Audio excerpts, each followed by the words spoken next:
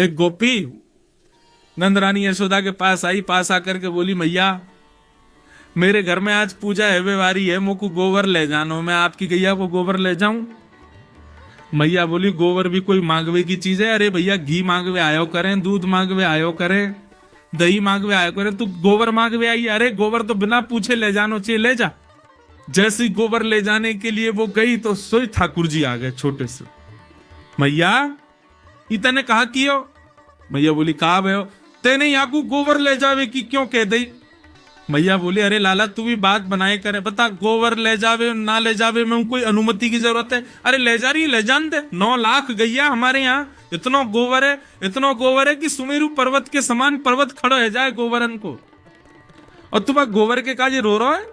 छोटे से ठाकुर जी बोले, मैया तू ना जाने, गोबर, गौ माने गैया, वर माने वहां को वरदान, वो गोबर है तो पता 33 करोड़ देवता गैया में रहे, लक्ष्मी को जगह नहीं मिली, तब लक्ष्मी ने आके बोली मैं कहाँ रहूं, तो लक्ष्मी को स्थान गोबर में दियो। मैया ये जो नंद बाबा के इतने बड़े बड़े रत्नन के जो है का महल बने हुए हैं, हमारे घर इतनी संपत्ति है, ये सब गैया के गोबर की करामात है, और तेने वहां गोपी को ऐसे कह दी कि ले जा गोबर है, मैं तो ना ले जान दूंगा, मैं तो गोपी जाके अभी रोकूं। ठाकुर जी गए, गोपी के पास गए, गोपी गोबर उठा रही थी। ठाकुर जी बोली, एरी नेक डट जा। अब ये भी विचार करते रहो, ये जगन्नाथ हैं, ये पूरे विश्व को बनाने वाला व्यक्ति थोड़े से गोबर के लिए लड़ने जा रहा है।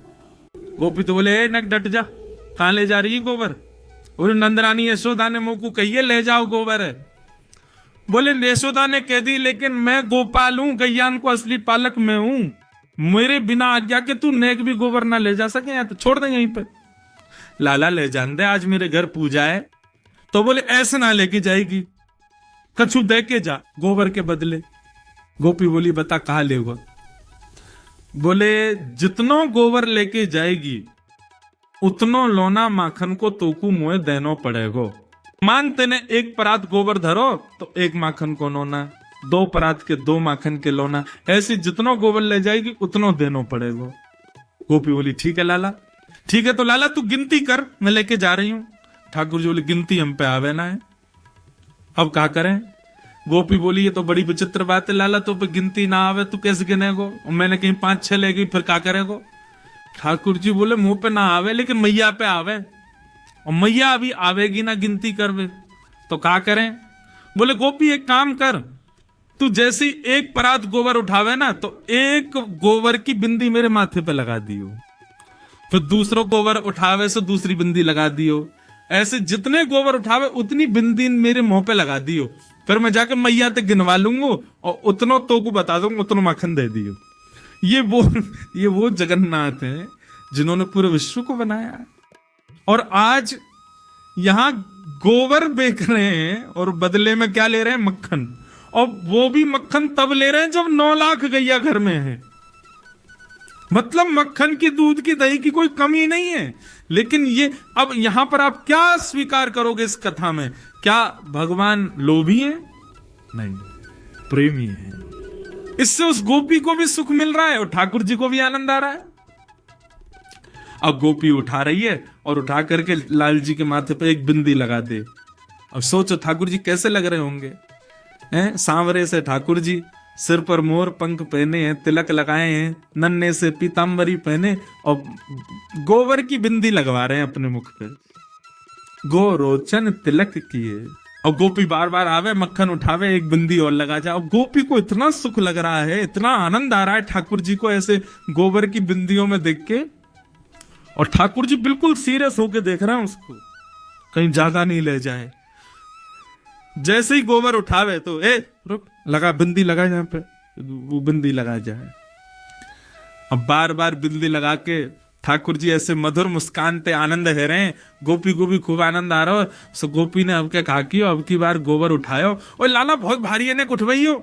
जैसे ही ठाकुर जी उठवाने गए सो गोपी ने सबरो गोबर ठाकुर जी पे डाल दियो। जैसे ही डारो पूरे ठाकुर जी गोबर में संलिप्त हो गए। ठाकुर जी दौड़े चौकड़ी मार करके मैया के पास, बोले मैया देख, मैया देख, मैया देख। मैया ने जैसी देखी पूरा गोबर में लपो भयो लाल जी। अरे लाला तू को कितनो नवाओ कितनो दबाओ या गोबर में ही जाके खेले, देख काकल लियो, चला साफ करूं। मैया ध्यान ते करियो, क्यों बिंदी लगी भैया वो नहीं मिट जाए कहीं। हाँ ऐसे करियो कि बिंदी गिनती में आ जाए, उतनो दूध उतनो मक्खन लेके आनो गोपी थे। ये कौन है? ये प्रेमी ठाकुर जी। अब इस कथा को सुना तो आप सबके चेहरे पर प्रसन्नता आ गई और जगन्नाथ जी प्रिय लगने लगे। नारद जी कह रहे हैं व्यास जी आपने सब जगह भगवान को भगवान बना दिया, लेकिन वो प्रेम भी करते हैं और हमारे प्रेमी भी बन सकते हैं। आपने कहीं नहीं लिखा, इसलिए आपका हृदय शांत है। ऐसा कुछ लिखो जिसको सुनने पढ़ने के बाद में सुनने वाला ठाकुर जी को भगवान ना माने, ठाकुर जी को अपना प्रेमी माने। जो संबंध वो संसार में बनाता है, भाई बंधु सखा मित्र माता पिता पति पत्नी, ये सारे संबंध वो ठाकुर जी से बनावे। ऐसा कोई ग्रंथ लिखो जिसको पढ़ने के बाद में ठाकुर जी हमारे लगने लगे।